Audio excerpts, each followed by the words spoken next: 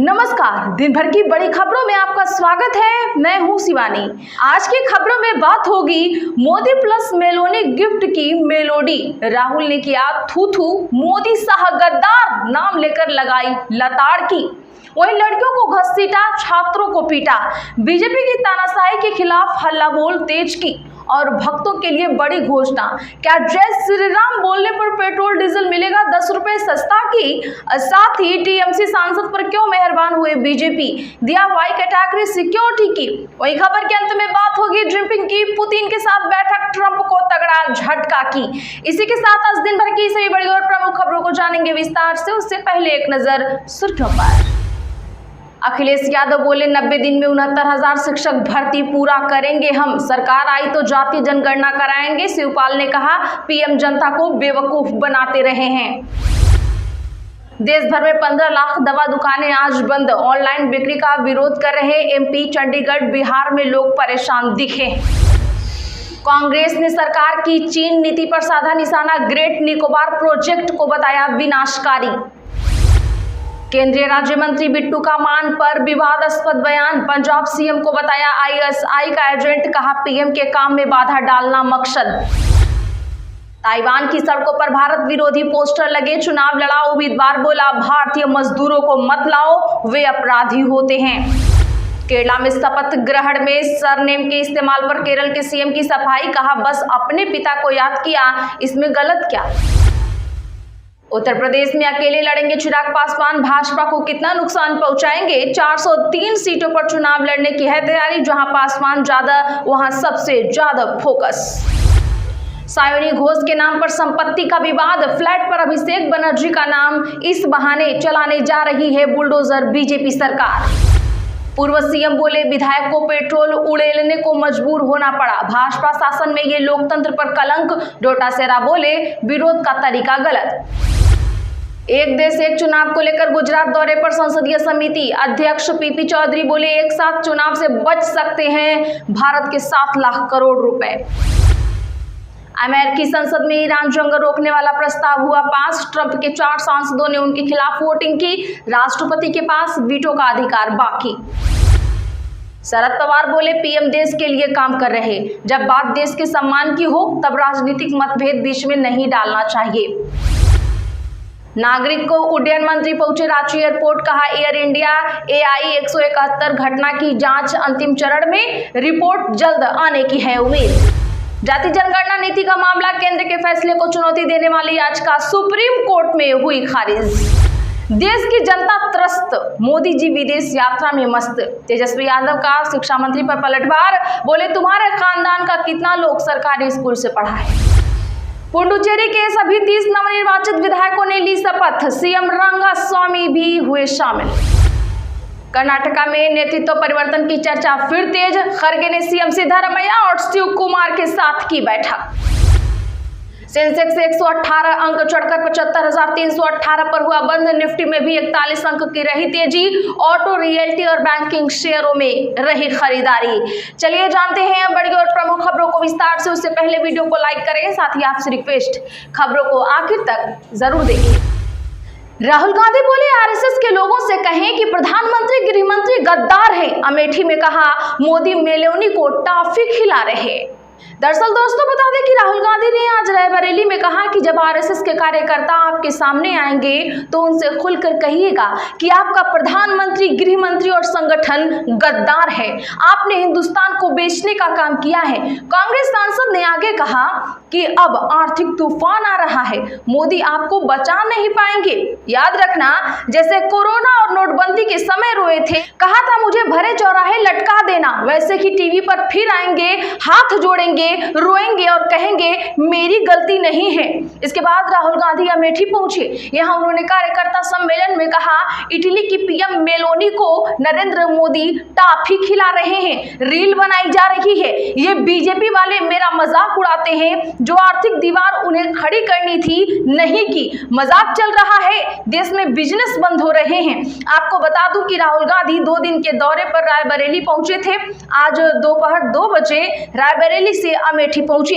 यहां संजय गांधी अस्पताल में मरीजों से मुलाकात की, इसके बाद दिल्ली रवाना हो गए। TRE-4 प्रदर्शन के तहत पुलिस ने लड़कियों को घसीटा, तेज प्रताप समर्थक को उठाया, शिक्षा मंत्री से सवाल किया तो भाग खड़े हुए। दरअसल बता दें कि BPSC TRE-4 की वैकेंसी जारी करने की मांग को लेकर आज फिर से पटना में कैंडिडेट्स ने प्रदर्शन किया है। प्रदर्शन से पहले पुलिस ने छात्र नेता रिंकल यादव को घसीटते हुए हिरासत में ले लिया। अभ्यर्थी जंजीर पहनकर प्रदर्शन करते हुए वहां पहुंचे थे। रिंकल यादव PU छात्र संघ चुनाव में अध्यक्ष पद के उम्मीदवार थे। रिंकल को तेज प्रताप यादव ने समर्थन दिया था। महिला अभ्यर्थियों को भी पुलिस घसीट कर ले गई वहां से। कैंडिडेट्स का कहना है कि हमें हमारा हक नहीं मिल रहा। प्रदर्शन शुरू होने से पहले ही पुलिस ने छात्र नेता खुशबू पाठक को हिरासत में ले लिया। पटना कॉलेज के इलाके में भारी संख्या में फोर्स तैनात कर दी गई है। वाटर कैनन की गाड़ी भी सड़कों पर खड़ी कर दी गई है। वहीं शिक्षा मंत्री आज बोर्ड ऑफिस पहुंचे थे, जहां उन्होंने पूछताछ सह शिकायत निवारण केंद्र का शुभारंभ किया।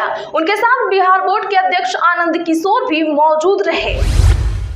बंगाल में सियासी हलचल तेज, ममता ने जिसे चीफ व्हिप पद से हटाया, उसी TMC सांसद को केंद्र सरकार ने दी वाई कैटेगरी सुरक्षा। जी हां, बता दें कि केंद्र सरकार ने तृणमूल कांग्रेस सांसद काकोली घोष दस्तीदार को केंद्रीय औद्योगिक सुरक्षा बल CISF की वाई श्रेणी की सशस्त्र सुरक्षा प्रदान की है। अधिकारियों के मुताबिक ये सुरक्षा आज से तत्काल प्रभाव से लागू कर दी गई है। इस फैसले को ऐसे समय में महत्वपूर्ण माना जा रहा है जब तृणमूल कांग्रेस के भीतर संसदीय स्तर पर बड़े संगठनात्मक बदलाव किए गए हैं। इसी बीच ममता बनर्जी ने तृणमूल कांग्रेस सांसदों की बैठक में वरिष्ठ नेता कल्याण बनर्जी को लोकसभा में पार्टी का नया चीफ व्हिप नियुक्त किया है। उन्होंने इस पद पर काकोली घोष दस्तीदार की जगह ली है। जय श्री राम बोलिए और पेट्रोल डीजल के दाम 10 रुपए कम हो जाएंगे, संजय राउत का बड़ा बयान। बता दें कि देश में पेट्रोल और डीजल की कीमतों में हुई बढ़ोतरी को लेकर विपक्ष ने केंद्र सरकार के खिलाफ मोर्चा खोल दिया है। इसी कड़ी में शिवसेना के सांसद संजय राउत ने भारतीय जनता पार्टी और उनके समर्थकों पर बेहद तीखा तंज कसा है। मुंबई में पत्रकारों से बातचीत करते हुए राउत ने ईंधन की कीमतों में इजाफे को प्रत्याशित बताया और तंज कसते हुए बीजेपी पर निशाना साधा है। उनका कहना है कि ये तो होना ही था। संजय राउत ने पेट्रोल डीजल के बढ़े दामों पर प्रतिक्रिया देते हुए कहा, इसमें नया क्या है, ये तो होना ही था। अगर आप बीजेपी के समर्थक हैं तो बस जय श्री राम का नारा लगाइए और कीमत 10 रुपए कम हो जाएंगे। बीजेपी का तो यही असली मंत्र है, जय श्री राम बोलिए और वह आपको सब कुछ मिल जाएगा जो आप चाहते हैं। उन्होंने बीजेपी को वोट देने वाले आम वोटरों पर भी निशाना साधते हुए आगे कहा, जिन्होंने बीजेपी को वोट दिया है उन्हें अब आराम से बैठना चाहिए और इस स्थिति का सामना करना चाहिए। संजय राउत का ये बयान पेट्रोल डीजल की कीमतों में आए नए उछाल के बाद सामने आया है, जिसने आम आदमी की जेब पर बोझ बढ़ा दिया है। आपको तो पता ही है कि देश भर में पेट्रोल और डीजल की कीमतों में औसतन 90 पैसे प्रति लीटर की बढ़ोतरी की गई है। अखिलेश यादव बोले, 90 दिन में 69,000 शिक्षक भर्ती पूरी करेंगे हम, सरकार आई तो जातीय जनगणना भी कराएंगे। जी हां, बता दें कि सपा मुखिया अखिलेश यादव ने आज लखनऊ में पार्टी कार्यालय में एक प्रेस कॉन्फ्रेंस की। उन्होंने 69,000 शिक्षक भर्ती में आरक्षण को लेकर मचे बवाल पर कहा है कि सत्ता में आने के 90 दिनों के भीतर ही भर्ती प्रक्रिया हम पूरी करेंगे। दरअसल 2019 में यूपी बेसिक शिक्षा परिषद ने 69,000 सहायक शिक्षक भर्ती की परीक्षा करवाई थी। भर्ती में ओबीसी कैटेगरी में टोटल 18,598 सीटें थी, लेकिन ओबीसी कैंडिडेट को सिर्फ 2,637 सीटें ही मिली। आरोप है कि इस भर्ती में बेसिक एजुकेशनल रूल 1981 और रिजर्वेशनल रूल 1994 का उल्लंघन किया गया है। आरक्षित वर्ग की सीटें दूसरों को दे दी गईं। हाईकोर्ट ने भी प्रक्रिया में आरक्षण लागू करने के तरीके पर सवाल उठाए थे। अखिलेश यादव ने कहा कि ओबीसी को 27% की जगह सिर्फ 3.86% ही रिजर्वेशन दिया गया। इसी तरह से एससी कैंडिडेट्स को 21% की जगह 16.6% ही आरक्षण मिला, यानी पीडीए वर्ग के साथ 30% सीटों का घोटाला हुआ है। और सबसे शर्मनाक बात तो ये है कि एसटी के 1133 पदों को तो खाली ही छोड़ दिया गया। सायोनिक घोष के नाम पर संपत्ति का विवाद, अभिषेक बनर्जी को जारी किया नोटिस, क्या चलेगा बुलडोजर। बता दें कि पश्चिम बंगाल में तृणमूल कांग्रेस नेताओं की संपत्ति का मामला तूल पकड़ रहा है। हाल ही में कोलकाता नगर निगम ने अभिषेक बनर्जी को इस संबंध में नोटिस भी जारी किए हैं। इस बीच एक ऐसी संपत्ति को लेकर चर्चाएं तेज हो गई हैं जिन्हें लेकर दावा किया जा रहा है कि वो बनर्जी और सायोनिक घोष के नाम पर है। हालांकि एसपी लाइव न्यूज इसकी पुष्टि नहीं करता है। खास बात है कि अब इसके तार टीएमसी सांसद सायोनिक घोष से जोड़े जा रहे हैं। हालांकि उन्होंने इन दावों का खंडन किया है। वहीं टीएमसी ने भी इस सूची को झूठा करार दिया है।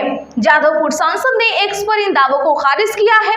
उन्होंने लिखा, मैं अभी कुछ फॉरवर्ड मैसेज देखे हैं, इसमें दावा किया जा रहा है कि अभिषेक और सायोनिक की ज्वाइंट प्रॉपर्टी है। उन्होंने कहा कि मैं ये तो नहीं कह सकती कि ये कौन है, लेकिन ये निश्चित रूप से वह सायोनिक घोष नहीं है जिसने एक बहुत ही साधारण परिवार से शुरुआत की थी और जिसने राजनीति से आज तक कोई अचानक मुनाफा नहीं कमाया है।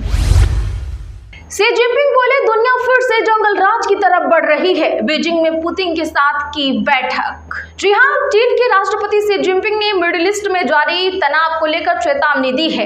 रॉयटर्स के मुताबिक बीजिंग में रूस के राष्ट्रपति व्लादिमीर पुतिन के साथ बैठक में उन्होंने कहा कि दुनिया फिर जंगल राज की तरफ बढ़ रही है। जिनपिंग ने चेतावनी दी कि अगर लड़ाई नहीं रुकी तो अंतरराष्ट्रीय व्यवस्था और वैश्विक स्थिरता पर बड़ा असर पड़ेगा।